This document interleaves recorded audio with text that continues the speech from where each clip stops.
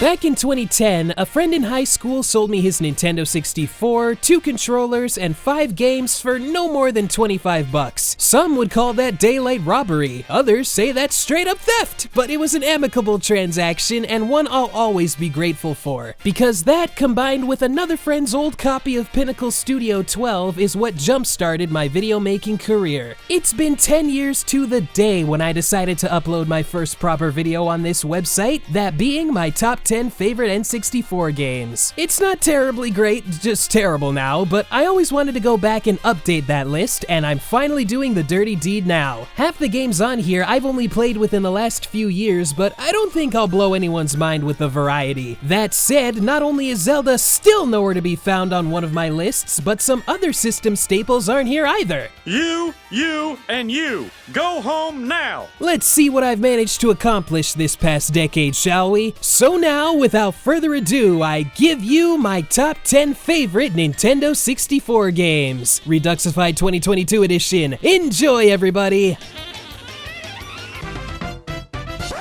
Yeah, I know, I tried keeping it to 10, but that wasn't happening. I'll tell you what, I played Donkey Kong 64 in the early 2010s, and while some things about it were tedious, I did in fact have fun. Somewhere around that time is when people really started to hammer in its flaws, and its reputation is more mixed these days, but I still say it's a good game. Again, there were times I wished collectibles weren't split between 5 characters, and that bug race took way too long to beat, but it didn't dampen the whole game for me. Though again, I never ran into Beaver Bother on my first run, so there may be some bias there. In spite of its flaws, it still has some cool ideas up its sleeve and plenty of that rare charm. Tons of you haven't played this, yet I know you can recite the DK rap in your sleep, and I await the day we see Chunky Kong in, well, anything. His own weapon's shown up in more games than he has. I also gotta give it points for introducing me to the Donkey Kong arcade game, Rare Zone Jetpack, and I even want to shout out the multiplayer. Barely touched it before last year, but it's a blast with friends. There was a solid week of hour-long sessions and laughing like idiots throughout. If you give it a chance, you'll get something out of Donkey Kong 64. It has its faults, but it gets way too much hate.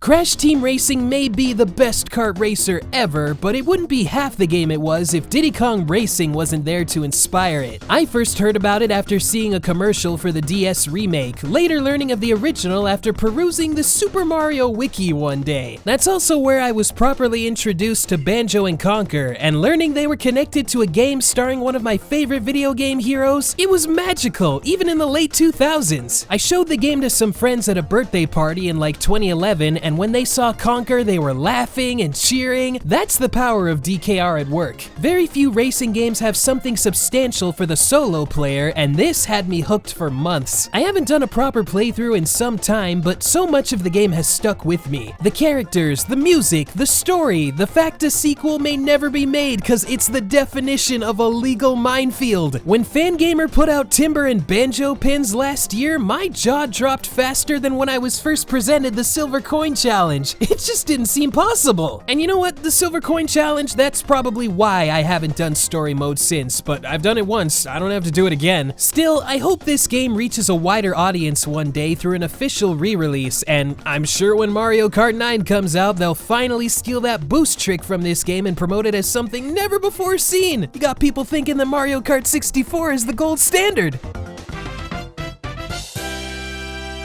Jumping back to 2003-04, I had a babysitter. Well, he only had a few years on me and it was his mom who got paid, but the point is, while he had a GameCube, he still proudly showed off his N64. Discounting the obvious, him and his sister had all the Pokemon 64 games, and if we weren't watching Pokemon tapes or forced to go on a nature walk, we were likely playing those. And on the off chance either one sees this, from the bottom of my heart, thanks for the memories, guys. Puzzle League was the one Pokemon game I didn't know of before then, and honestly, everything about it almost seems throwaway. We got a game based on an anime's English dub in the year 2000, and it's a puzzle game by an internal Western studio at Nintendo. Probably didn't break the bank for this one. Now, I said it almost seemed like it was low effort, but everything came together just right to make something one of a kind. If you've got a vendetta with someone and want to solve it with quotes from Lieutenant Surge and the worst voice I have ever heard for a Jolteon, Puzzle League's got you covered. Matches with my brother are always filled with snide remarks and laughing at the other's misfortune. In more recent times, I've tried getting really good at this, but I don't know if I'm that smart. Not that I'm dumb or anything, but for 10 years, I completely forgot about the spa service area, and I didn't know Butch and Cassidy were even in this game, and I've been stuck on Giovanni for at least half that time. I got real close one time, but this game does not mess around.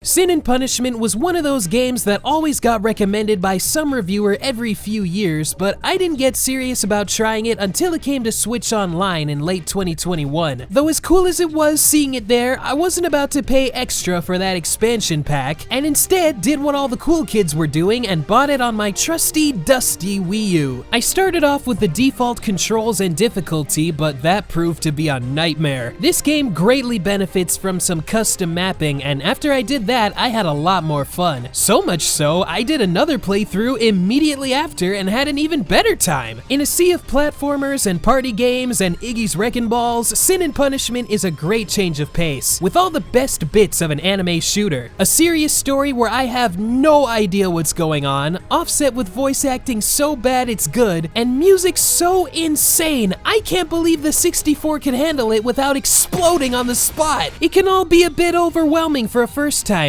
but when you get the hang of it, you'll be blasting away like a pro. You can beat it faster than it takes to rig up Christmas lights on your trees in your front yard. Believe me, I'm speaking from experience, so you can only gain from having this in your life. Ever procrastinated on something till the last minute? That was what happened with me in the original Paper Mario. 2012 me said he was gonna really like this game, but I won't lie to you, I didn't touch it since I said that. 1 decade later, and I notice it's January and I still haven't played it. And you know what that means? It's time to panic! So I started anew on January 8th, beat it by the 21st, and now I can say it's fantastic. You know you've hit on something when you start seeing the game's user interface and action commands in your sleep, but also after you willingly spend hours talking to NPCs and doing side quests and loving every bit of it. Everyone has something interesting or funny to say, and I wanted to hear it all. Who says you can't have a good RPG without voice acting, huh? There's a few gameplay elements that I miss from the sequel, but it's not a deal breaker, just took some time to adjust to. Speaking of, and this is a bit embarrassing, it took me until the final chapter before I realized partners don't have health bars and can't die. Maybe I knew subconsciously, but it never crossed my mind that they weren't getting hurt in battle. I also figured, coming from Thousand Year Door, the original might lack a bit in the visuals, but this game is the little engine that could and does. Sometimes I forget it's running on the same system that came out the door with Mario 64. I don't mean to insult, especially since that game isn't on here, but you have to agree. I have no excuse for putting this off as long as I did, so if you haven't tried it yet, that needs to change right now. In my opinion, it's Mario's best outing on the system.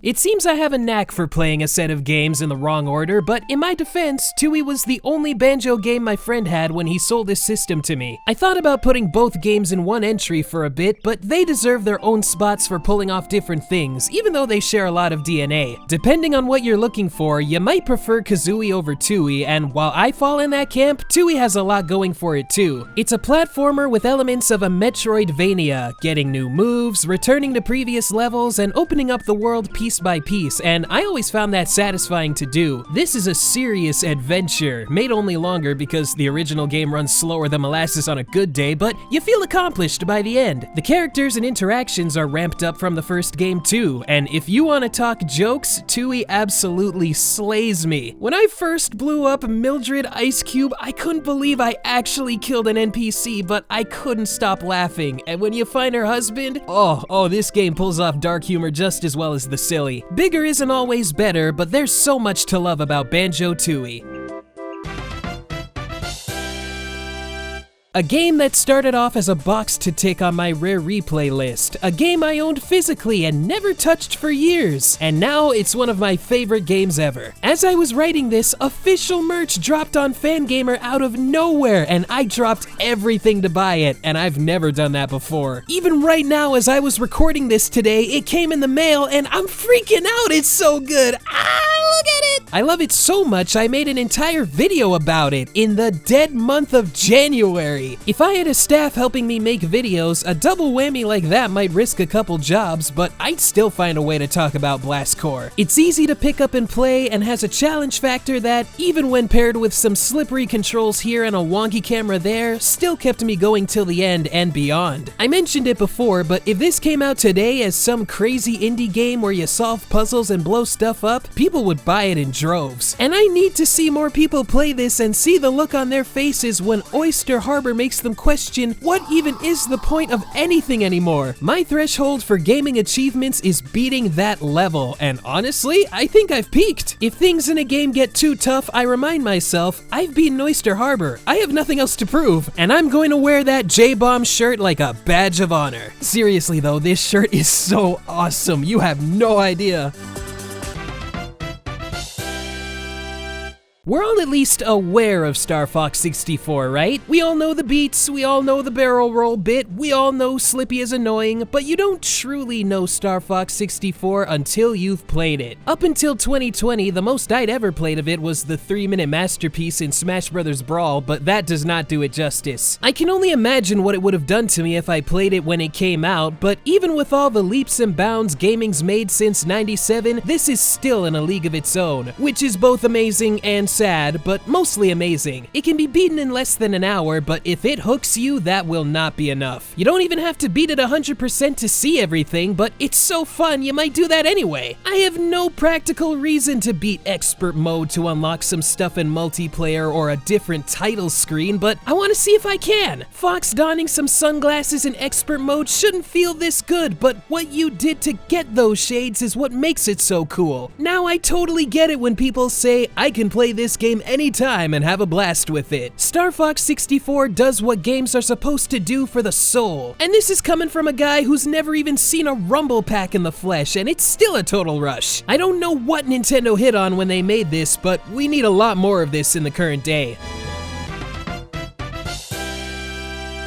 A game I first heard about on the Mario Wiki, which soon led to me borrowing a friend's copy, then nabbing my own at my local game store for 44 bucks. And that sticker still hasn't come off the cartridge. Back in the day, Bad Fur Day made the #1 spot, but truthfully, that doesn't really mean anything. As time marches on, my love for it just continues to grow. Conquer is what happens when your average, or not so average guy with a vision is given full reign on a project and gets to share it with the masses from a need to stand out from the crowd. It may not gel with everybody, but anyone who fancies video games, I say has to try it at least once because there's nothing else like it. Some controls and mechanics are a bit rough, and after playing the remake, I'd say that's the better game in most aspects, but something about the original keeps me coming back. Whether it's showing cutscenes to folks who've never seen it before, or multiplayer with friends and family, even just hearing stories about its development brings me joy. And though a sequel will never happen, it's great to see that the game's director, Chris Seaver, still loves the little guy, sharing fan art online and voicing Conquer in just about everything even 20 years on. For such an insane game, it's oddly heartwarming to see its legacy continue to burn bright. Pretty sure 12 Tales wouldn't be talked about in the same way if that got made instead.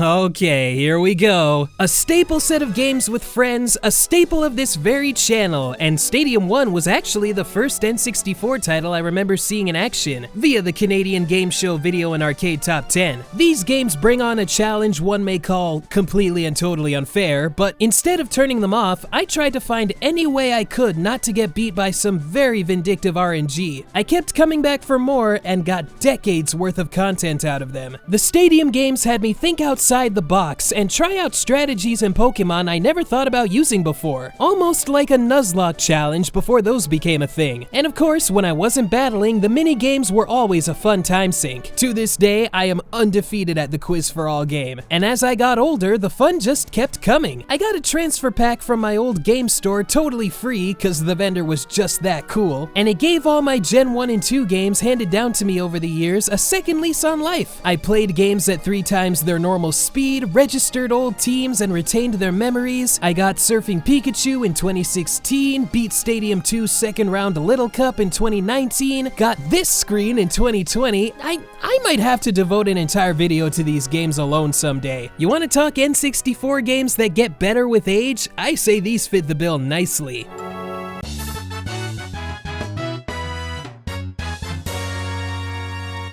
Surprise, surprise, it's BanjoKazooie. I mean, you weren't really expecting Iggy's Wrecking Balls, were you? The game every online reviewer in the early 2010s cited as a childhood favorite, but Banjo wasn't even on my radar till I caught a Nuts and Bolts commercial. Even though I played it well after everyone else, and after getting my feet wet with TooieE, it still became one of my all-time favorite games too. It's just that good. Whether you play the original or the XBLA port, you can't go wrong, and I like to alternate on repeat playthroughs, but if I had to put it to a vote, my heart still goes to the original. And I'm glad to see it's finally been re-released, and on a Nintendo system no less. We can all rest a little easier knowing the original font won't be forgotten, nor the pain of dying in the engine room with 96 notes. Oh, it's a game loved by multiple generations, and one I think everyone should be familiar with. I won't rag on you if you don't know every character's name by heart, or the importance of Royston the Goldfish, but as long as you like Banjo, you're okay in my book. And there you have it, my REDUXIFIED list of my favorite Nintendo 64 games. I may not have grown up with the system like some of you did, but I still forged my own memories and experiences just like anybody else. And in some weird way, the N64 experience is one of the reasons I'm here now. So again, I say thank you to the N64, and I'm sorry I didn't get the chance to talk about Rocket Robot on Wheels or Mischief Makers. Trust me, they're on the list, just not this list. And I just want to extend a thank you to you guys for watching. Not just this video, but all my videos, if you have been. And if you've been around for as long as I have, then wow, I can't believe I kept your attention for this long.